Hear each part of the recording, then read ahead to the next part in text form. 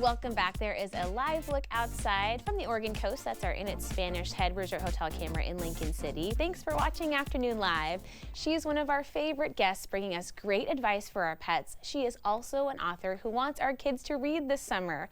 We welcome back the author of What's a Real Doctor and What Does a Real Doctor Look Like? Dr. Cherice Roth. Great to see you. Hello, good to see you too. We're going to talk about your children's books today. Yes, let's. Because you're not just a veterinarian. Well, mom, veterinarian, author. All the things. All the things. Well, take me back to what inspired you to write these books in the first place. Yeah, so the first book, What's a Real Doctor, really is like a 2 o'clock in the morning thought that came up. But you've met Tristan and Cooper, and they do such a great job of educating people about what their mom does. Yes. That it really seemed like a nice way to kind of put a bow on that and to be able to share what I do with children. Yeah, because it's such a great conversation among kids, right?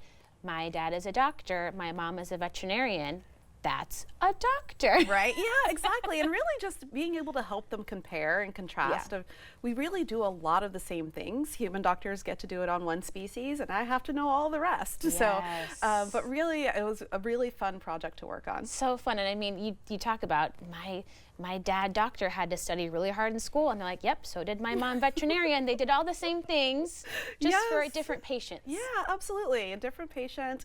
And I loved, one of my favorite parts of it is being able to show them the things that can happen with each species as we go through the book. Like people were, I didn't realize you could do surgery on a turtle. Those sorts of things are really aha moments that may be the ignition point for a child to get interested in veterinary medicine or science in general. Yes.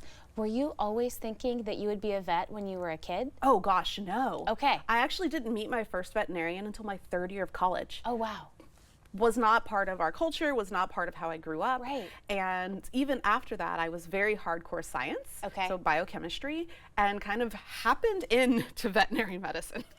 Just loving animals? Loving animals, loving the science and the medicine behind it. And someone said, you know, you should really think about becoming a veterinarian. And so that's what we did. Well, and I love that, you put this in the book for young readers to discover, oh, wait a minute, this could be a path for me that maybe no one had suggested to them before. That's exactly right. And actually, that's the point of book 2. Yes. Right, in that if you can't see yourself in these roles that are possible, it's really hard to aim for it. And so the conversation with Kaylee and Kylie you know, really hit home for me. They're my nieces, actually.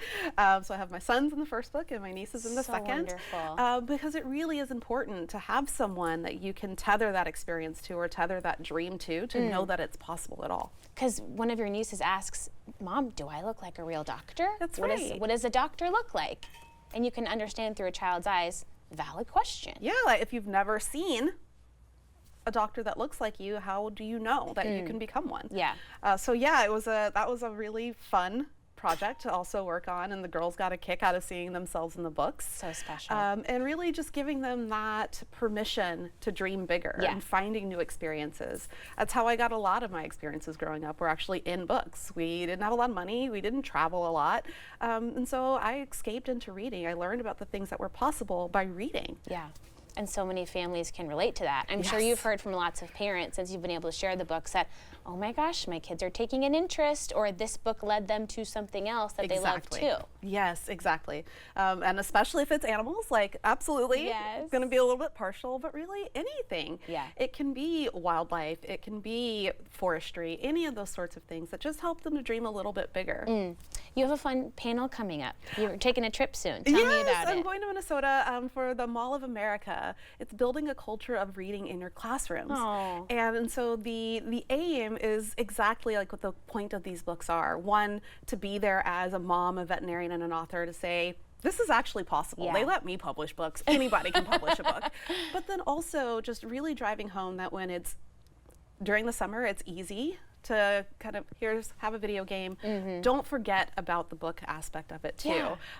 I love video games. I am that mom. I will game right alongside them. And keeping them up with their reading, Yeah. helping them to find things that are possible. And visit your local library. They have so much Yeah. great stuff all summer long. Absolutely, and it's free. It's free. So You don't have to spend any money on the books. air conditioned, all of Yes. Oh my gosh. that. Go hang out at the library. Thanks for stopping by. Yes, Happy thank you. summer to you. You too. Always nice to see you. Okay, the books are What's a Real Doctor and What Does a Real Doctor Look Like by Dr. Cherice Roth. We will have more information on our website at katu.com.